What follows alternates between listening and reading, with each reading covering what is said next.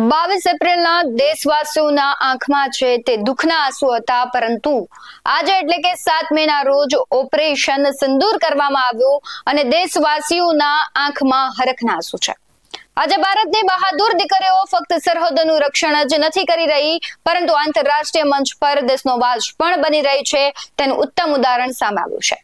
જ્યારે ઓપરેશન સિંદૂર હેઠળ વિશ્વભરના મીડિયાને માહિતી આપવાનો સમય આવ્યો, ત્યારે ભારતીય સેનાના કર્નલ સોફિયા કુરેશી અને વાયુસેનાના વિંગ કમાન્ડર વ્યોમિકા સિંહને આ જવાબદારી માટે પસંદ કરવામાં આવ્યા અને તેમની સાથે જ વિદેશ સચિવ વિક્રમ મિશ્રીએ પણ આ મહત્વપૂર્ણ પ્રેસ બ્રીફિંગમાં હાજરી આપી હતી અને આ મહિલાઓ વિશે જ આજે વાત કરવી છે. જય હિન્દ. આપની સાથે હું ભગવતી વિશાવડિયા. સૌથી પહેલા કોણ છે કર્નલ સોફિયા કુરેશી, તેના વિશે વાત કરીએ. કર્નલ સોફિયા કુરેશી ભારતીય સેનામાં એક એવું નામ છે જે જુસ્સા, મહેનત અને નેતૃત્વનું ઉદાહરણ બની ગયું છે. એક્સરસાઇઝ ફોર્સ 18 હેઠળ 18 દેશોની મલ્ટીનેશનલ આર્મી ડ્રીલમાં ભારતનું કમાન્ડિંગ કરવાની તેમને તક મળતા તેઓ ચર્ચામાં આવ્યા હતા. તેમજ તે એકમાત્ર મહિલા હતા જે કોઈ પણ દેશના સૈન્ય ટીમનું કમાન્ડિંગ કરી રહ્યા હોય. તેમણે 40 સૈનિકોની ભારતીય ટીમનું નેતૃત્વ કર્યું હતું.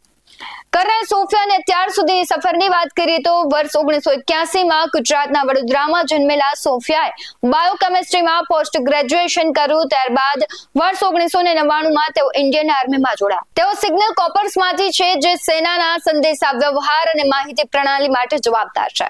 વર્ષ 2006માં તેમને યુએન પીસકીપિંગ મિશન હેઠળ કોંગોમાં પોસ્ટ કરવામાં આવ્યા અને 6 વર્ષથી વધુ સમયથી શાંતિ મિશનમાં મહત્વપૂર્ણ ભૂમિકા ભજવી રહ્યા છે.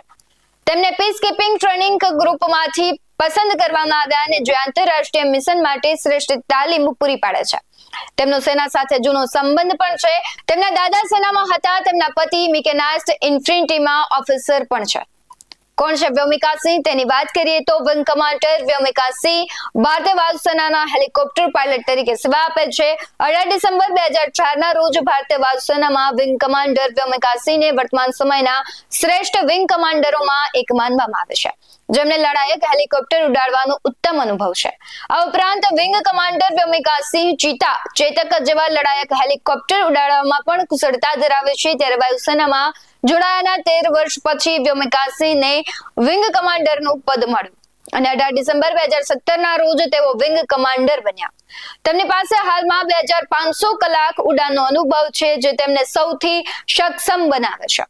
વ્યોમિકા સિંહને 18 ડિસેમ્બર 2004ના રોજ ભારતીય વાયુસેનામાં કમિશન આપવામાં આવ્યું. તેમણે 21માં એસએસસી ફ્લાઇંગ પાયલટ કોર્સ હેઠળ તાલીમ મેળવી. આ શોર્ટ સર્વિસ કમિશન કોર્સ છે, જે ખાસ કરીને મહિલા અધિકારીઓ માટે જ બનાવવામાં આવ્યું છે. વ્યોમિકા સિંહે અનેક બચાવ કામગીરીમાં મહત્વપૂર્ણ ભૂમિકાઓ પણ ભજવી છે.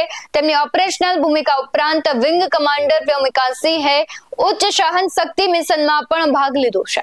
2021માં તે 21,650 ફૂટની ઊંચાઈ પર સ્થિત માઉન્ટ મણિરંગ પર ત્રિસેવાઓની મહિલા પર્વતારોહણ અભિયાનમાં જોડાયા હતા અને આ પ્રયાસને વાયુસેનાના વડા સહિત વરિષ્ઠ સંરક્ષણ અધિકારીઓએ પણ માન્યતા આપી છે. પ્રેસ બ્રીફિંગ માટે ફક્ત મહિલા અધિકારીઓની કેમ પસંદગી કરવામાં આવી તેના વિશે વાત કરીએ તો પ્રેસ બ્રીફિંગ માટે મહિલા અધિકારીઓની પસંદગી કરવાનો નિર્ણય તેમના અસાધારણ લશ્કરી પ્રદર્શન અને નેતૃત્વ ક્ષમતાઓને ધ્યાનમાં લઈને લેવામાં આવ્યો. લેફ્ટનન્ટ કર્નલ સોફિયા કુરેશી અને વિંગ કમાન્ડર વ્યોમિકાએ ભારતીય સશસ્ત્ર દળો નોંધપાત્ર યોગદાન આપ્યું છે.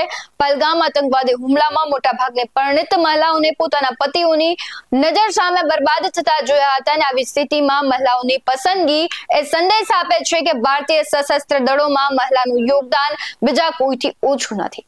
આ મુદ્દે આપનું શું કહેવું છે, કમેન્ટ કરી જરૂરથી જણાવજો. આવા જ વધુ અહેવાલો સાથે ફરી મળતા રહીશું. તમે અમારી યુટ્યુબ ચેનલને સબસ્ક્રાઇબ કરવાનું, અમને ફેસબુક અને ઇન્સ્ટાગ્રામ પર ફોલો કરવાનું ભૂલશો નહીં. બાકી નવી અપડેટ્સ મેળવવા માટે આપ જોતા રહો BS9 TV ન્યૂઝ. નમસ્કાર.